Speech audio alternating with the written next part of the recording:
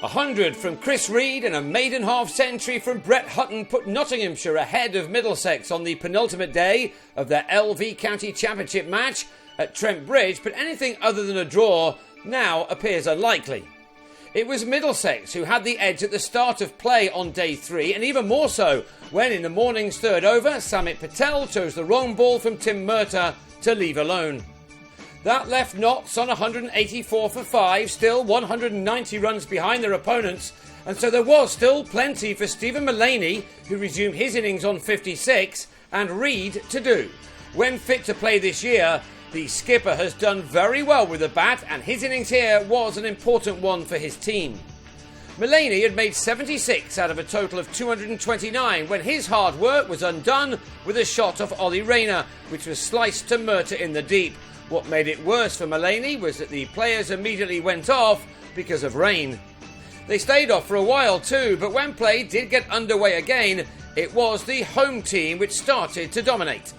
Reed was in especially good touch and went to his 50 off his 101st delivery with this couple of runs off Murtagh, who now had the second new ball in his hands. It wasn't to make any difference on a pitch which had flattened out since the start of this contest. Reed's fine 50 contained 8 fours. He should have gone in the 70s. Indeed, he began to walk off only to discover that John Simpson had become the latest of a whole host of players in this match to drop a chance. And the Nottinghamshire skipper made him pay in partnership with Hutton. A young man just started to make a name for himself in the team. While the county's star names have been disappointing for much of this campaign, the younger players coming through the ranks, such as Hutton, are beginning to impress. Nottinghamshire had got to 311 for 6 at tea, now just 63 runs behind, and the plan from here would be to try to get a big enough lead to put Middlesex under pressure second time out. The further development of an excellent 7th wicket partnership was certainly helping their cause, even though the home side had to settle for 3 batting bonus points.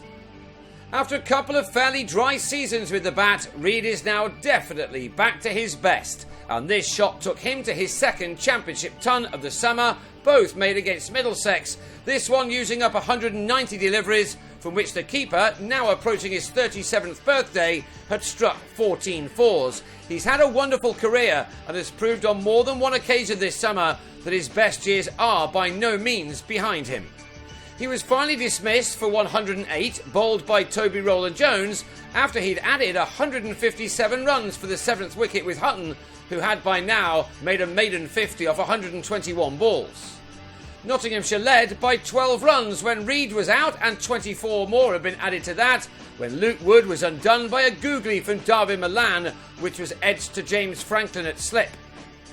Hutton's excellent knock was finally ended on 72 when he was trapped in front by Rayner, at which point Reed declared to have a couple of overs at the Middlesex batsman, the total ending on 419 for 9.